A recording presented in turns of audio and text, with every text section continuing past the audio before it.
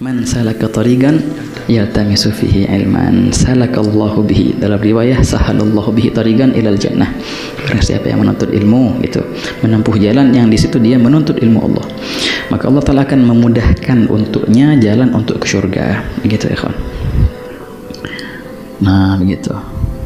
Tapi kalau kita kiaskan sekarang ya, kalau bahasa kiasnya, Allah alam ini kias sah atau enggak, kias ma'afarik atau enggak. Tapi ala kulli hal, kalau seandainya orang dulu berjalan, kan tiap-tiap perjalanan itu pahala, tiap-tiap langkah itu diangkat derajatmu dan diampunkan dosa-dosamu.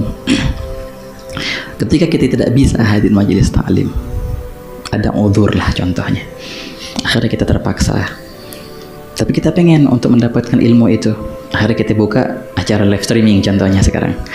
Nah kalau kita kiaskan, kalau kita berjalan menuju ke majelis ta'lim, maka tiap-tiap langkah kita itu pahala besar. Nah begitu pula ketika engkau membuka tab, buka laptop, buka HP, kemudian engkau mengetik majelisnya, contohnya majelis Rasulullah, engkau scroll itu, engkau mencetak live-nya, itu pahala semua tuh gerakan itu.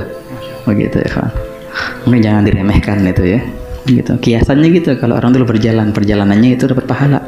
Sekarang setiap gerakan jarimu itu bisa saja itu mendapatkan pahala yang didapatkan orang-orang ketika berjalan gitu. Namun tabaan kalau seandainya tidak bisa hadir ada udzur. Tapi kalau seandainya bisa hadir, kalau bisa hadir ya kawan, karena jauh berbeda antara langit dan bumi, antara langit dan sumur sekalian deh. Baina sama wa sumur, antara langit dan sumur. Bedanya antara kita hadir majelis dengan live streaming atau dengan tatap muka guru, itu jauh bedanya ya. Benar. Ini kalau itu untuk darurat it's okay lah. Tapi kalau seandainya masih bisa hadir, insya Allah makanya hadir. Gitu ya kan. Dahulu kalau kita melihat ulama-ulama kita dulu, jauh-jauh mereka hadir majelis ta'lim. Coba lihat mulai dari zaman Nabi SAW. Sebelumnya, bagaimana Nabi Allah Musa alaihissalam mau menuntut ilmu dari Nabi Khidir? Gimana? Jalan sejauh-jauhnya dengan pemudanya, kalau bahasa kita sekretarisnya, Fatah Musa, Yusha' bin Nun namanya. Wa idh qala Musa li fatahu. Siapa ya Fatah itu? Yusha' bin Nun. Kuburannya ada di Yordan itu, Fatah Musa. Khilaf apakah dia seorang nabi nantinya atau tidak. Ala kulli hal, di jalan menempuh jalan yang sangat jauh. Habis jalan jauh atau suruh balik lagi, akhirnya tetap balik lagi sampai ketemu sama Nabi Khidir untuk menimba ilmu, berjalan jauh. Makanya ulama-ulama hadis biasanya ketika mereka membuka bab itu, mereka buka dengan cerita Nabi Musa dengan Nabi Khidir gitu. Para sahabat juga bagaimana mereka menempuh jalan yang jauh untuk bertemu Rasulullah SAW. Turun generasi setelahnya, di zaman sahabat pun begitu. Imam Bukhari meriwayatkan dalam Sahih Bukharinya kan bab. Jadi ajib ikhwan, Sahih Bukhari itu kalau biasanya kita baca kitab hadis kan ada judul pendek judulnya, kemudian ada hadis-hadis, kemudian ada keterangan atas hadis itu biasanya kayak gitu, itu normal. Tapi Imam Bukhari kebalik, keterangan atas hadis-hadis itu adanya di judul. Makanya judulnya panjang biasanya, karena di dalam judul itu ada syarah atas hadis yang akan dibawakan beliau. Makanya para ulama hadis berkata fiqhul Bukhari fi unwanihi gitu. Pemahaman Imam Bukhari atas hadis beliau cantumkan di mana, di judul-judul bab. Nah, ketika beliau membahas apa ya? Keutamaan berjalan menempuh perjalanan untuk menimba ilmu. Beliau berkata seperti ini. Babu fadlir rihlati fi talabil hadis. Bab keutamaan menempuh perjalanan untuk mencari hadis. Langsung beliau ceritakan gini bunyinya.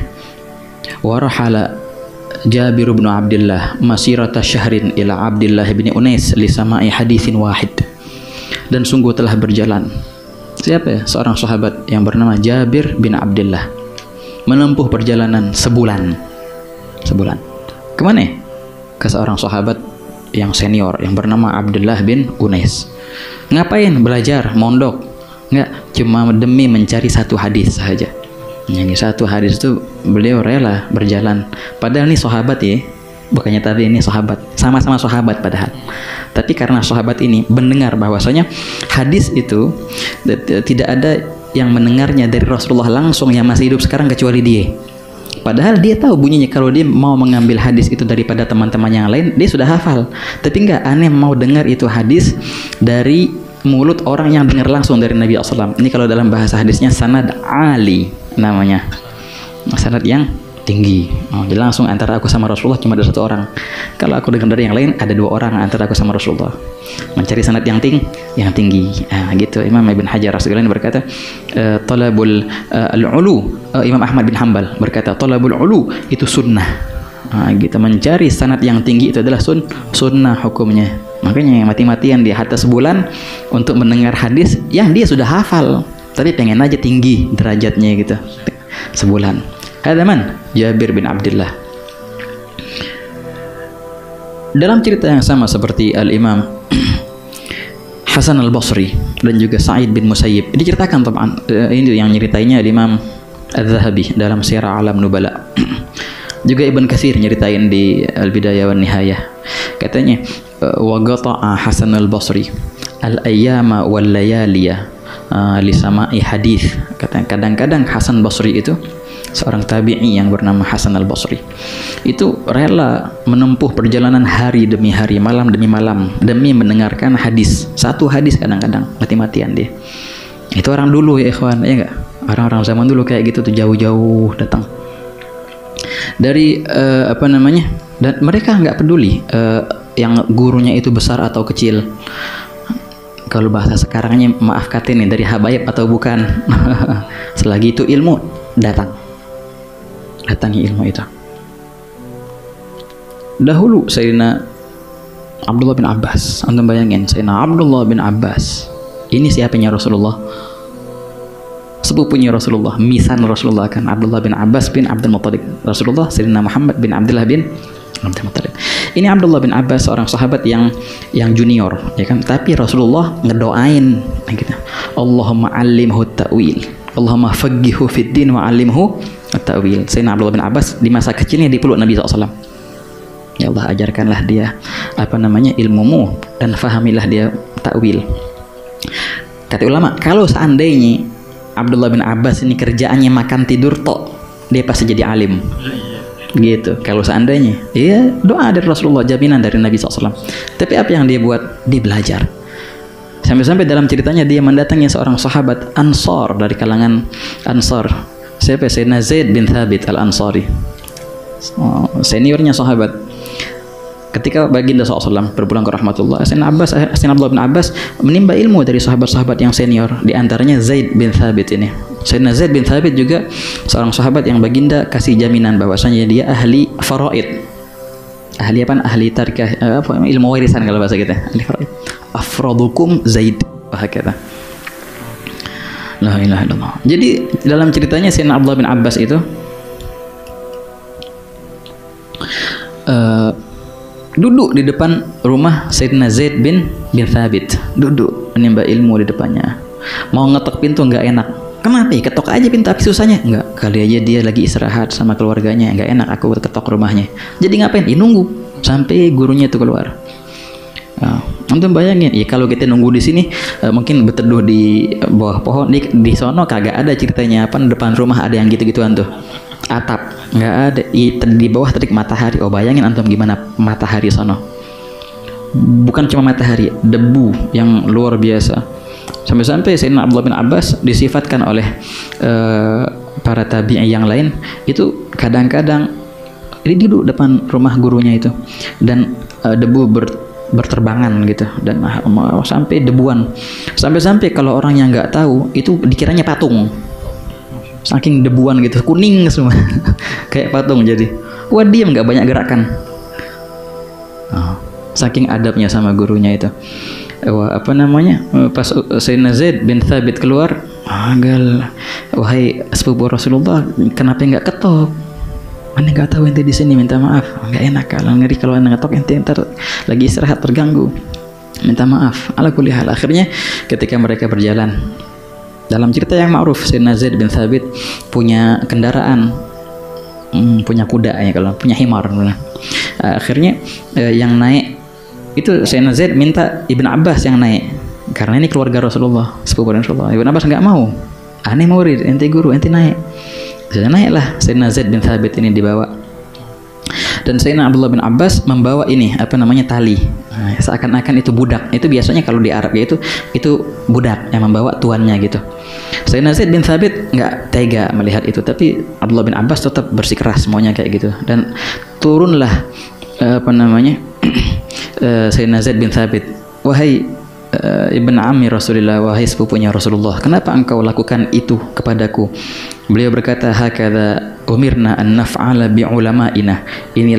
Seperti inilah kami diperintahkan untuk memperlakukan ulama-ulama kami. Sayyidina Zaid bin Thabit ketika mendengar itu langsung ngapain beliau? Mengambil tangannya Ibn Abbas, dicium-ciumnya gitu. Apa yang kau lakukan? Wa hakadha umirna an naf'ala bi ahli baiti nabiyina. Dan beginilah kami diperintahkan untuk memperlakukan keluarganya nabi kami. Saling menghormati, ikhwan. Bayangin antum. Padahal Zaid bin Thabit itu seorang biasa dari segi nasabnya, kaum Ansor. Nah, begitu. La ilaha illallah. Itu Sayyidina Abdullah bin Abbas. La ilaha illallah. Dari kalangan habaib kita, wah banyak ceritanya kayak gitu. Sayyidul Imam Al-Habib Abdurrahman bin Muhammad Al-Jufri Maula Arsyih, ya kan, menimba ilmu dari Sayyid Syekh Abu Bakar bin Salim. Itu setiap hari ikhwan jalan kaki, antum bayangin dari kota Taris ke kota Inat. Oh, itu lumayan jauh itu. Ini kalau pakai mobil ngebut itu bisa sejam. Bisa sejam. Taris ke Inat, ya bisa sejam. Dan juga Imam Ahmad bin Muhammad Sahib Syi'ab menimba ilmu dari Sayyid Syekh Abu Bakar bin Salim juga lumayan jauh juga. Jadi tiap hari beliau datang menimba ilmu, balik ke rumahnya, besok lagi jalan kaki dalam riwayat itu. Ini Masya Allah para pendahulu-pendahulu kita. Nah itu kan orang dulu-dulu. Nah kalau orang zaman-zaman sekarang nih yang kita alamin, yang kita lihat mereka banyak kok, sering kali kita hadir acara kadang-kadang di Jakarta, jangan jauh di Jakarta. Di Jakarta sini kadang-kadang ada acara maulid, acara hadir, kita duduk dengan engkong-engkong biasanya tuh, orang kayak kakek tua-tua. Dia nyeritain, Bib dulu kita hadir itu maulid hadir majelis taklim mingguan di Kuitang, Habib Ali bin Abdurrahman Al-Habsyi, yang dari Cakung, yang dari jauh-jauh. Dan mereka bilang begini, dulu mereka nyeritain waktu itu mereka masih kecil, dibawa oleh orang tuanya. Dulu babe-babe kita katanya jalan ke Kuitang itu malam minggu dibawa, yang pakai delman, yang pakai apa, jalan nginep di sono demi menghadiri majelis taklim besoknya. Sampai segitunya dibawa tuh bocah-bocah biar anaknya ngelihat langsung Habib Ali bin Abdurrahman Habsyi. Nah ini orang kita lihat kok, ya enggak, di zaman kita ada kayak gitu, jauh-jauh nginep di jalanan, nginep di masjid demi menghadiri majelis taklim. Begitu ya. Nah, kalau kita di sini alhamdulillah majelis taklim di mana-mana, ya enggak perlu nginep-nginepan. Enggak perlu nginep, enggak perlu jadi patung, enggak perlu.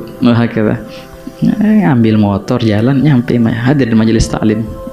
Alhamdulillah Allah Ta'ala mudahkan untuk kita semua. Makanya semua di akhir zaman itu mudah katanya, tinggal kita aja semangat, ya enggak. La ilaha illallah. Kadang-kadang benar emang ikhwan, kemudahan itu membuat kita kurang semangat, kesulitan justru yang membuat kita semangat. Makin dimudahkan makin lesu. La ilaha illallah. Jangan terhijabkan dengan fasilitas, begitu katanya, nggak tembus.